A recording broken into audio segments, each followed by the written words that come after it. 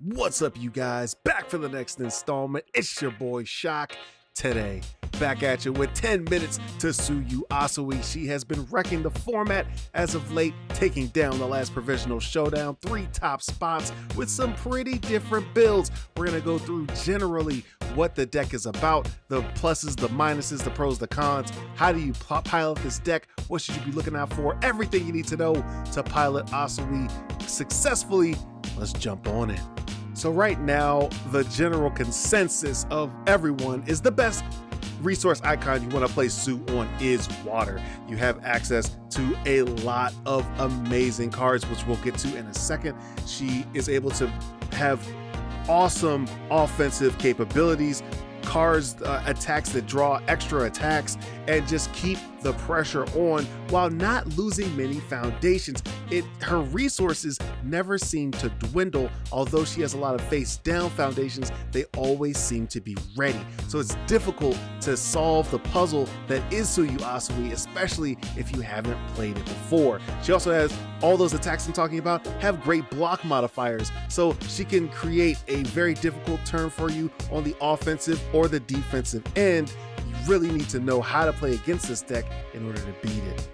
So looking at her stats, she is a 7-hander with 20 life in the bank. Now, you have to be a little bit more studious with a Tsuyu Asui than you would with a Tokoyami, a similar 7-hander with 20 life in the bank as well, because she has cards that go either way. As you'll see soon in the video, most of her cards can be used for offensive or defensive capabilities, especially the attacks, who garner great block modifiers. So you will have to calculate often, can I get my opponent to 0 life? Can I block X amount of attacks that I'm expecting next turn? And you'll have to continue to make predictions on your opponent. However, if you make them correctly, you will win a lot of games.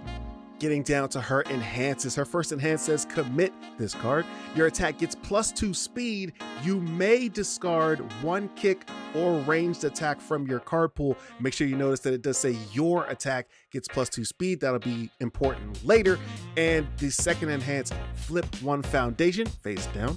Ready this card, playable while committed. So she kind of mixes Bakugo's ability to clear her own card pool, keeping her progressive difficulty low, giving her the ability to continue these long attack strings with the ability to ready herself, giving you more resources to pass more checks on the offensive or defensive side. So it's almost a aggression mixed with a control model, which gives Sue just so much strategy that's given her the success that she's gotten lately. Now, as I said, we are looking at the water kit, and on water, she has access to the entire Todoroki kit, which gives you flat frigid heat wave, which is an absolute banger of a card. It will allow you to really go in aggressively on your opponent. One of the few cards just allows you to increase your hand size for really no cost at all. So that's crazy. Gives you access to Ice Storm and Giant Ice Wall. Usually people just use Ice Storm. Great card for the breaker and for the offensive capabilities. So again, cards that go either way. Also a low attack that's hard to block as well. So just a great kit right there for Sue to take advantage of. Now, getting into Sue's attacks, first we start with Tongue Smack, a kind of a frigid heat wave light that allows you to draw a card, and it comes at you for 6 high for 6 damage after you use Sue's effect and the first enhance. So very respectable numbers. It's a 4 diff, easy to check that as the second card in the chain. You got the 2 block modifier in the mid range. So a good all around card that also allows you to continue your attack chain very strong. She also has access to Frog Lashing, a very nice defensive card with Breaker 1, another ranged attack for Frigid Heat Wave that also readies 2 face down foundations that she's been flipping face down the whole turn to get each one of her attacks +2 speed. So this is another attack that's hitting your opponent 6 high for 6 plus whatever damage you get from the top enhance. A very strong way to finish your attack turn and give that extra damage off. And if you're at the end of your turn and you don't want to fire off that last attack, it's a nice card to save because of that breaker 1. Now, there's also a bit of a controversial card that people play. You either play it at 3 or maybe you don't play any. It is Frog Kick. It is not a ranged attack to go along with Frigid Heat Wave. It kind of acts as the glue of your attack turn. It says after this card leaves your card pool, ready 1 foundation that's not been ready this combat phase. So after Sue kicks it away, it gives you another foundation, and if this attack deals damage, your next attack is +3 speed. So you're not really going in for this card, but it allows you to extend your attack turns, give you more resources for the defensive swing, and give your other attack speed to make sure they hit, plus that 1 high block modifier for difficulty. It's too good for some people to pass up. Those are the cards that are kind of everyone's playing right now. I am also interested in 20-meter Tongue Strike. I think it's a good card to start off a chain. You give it +2 speed, it's coming at you 6 mid for 6. You also choose which card your opponent has to commit. It could be a really devastating way to start an attack chain. I think it's really the odd man out right now. A lot of people just don't have space for it, but it could be a good card at some point down the line. And really quickly, you got to give a shout out to a couple of honorable mentions: Crow and Frog Takedown and Sudden Tape Shot. They're not really run in every deck, however they do mix in some people's deck lists. They are strong cards that you do have to give a look at when you're building Asui.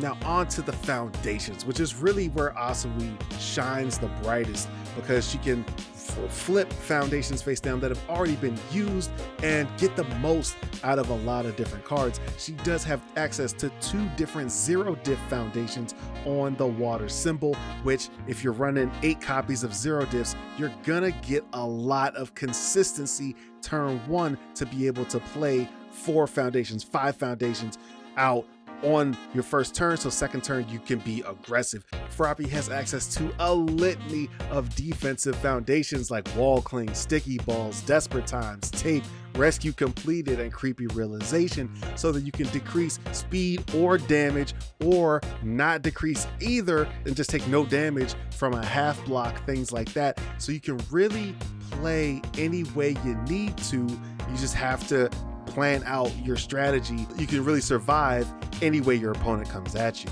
Conversely, on the offensive end, she has First Villain Encounter, Rescue Completed again, Classmate Introductions, and Plus Ultra, giving her immense pressure offensively, not just with the long attack strings, but also making each attack really matter and really scary. Now, one of the core cards that you're gonna wanna get very familiar with before you pick this deck up is Amphibious.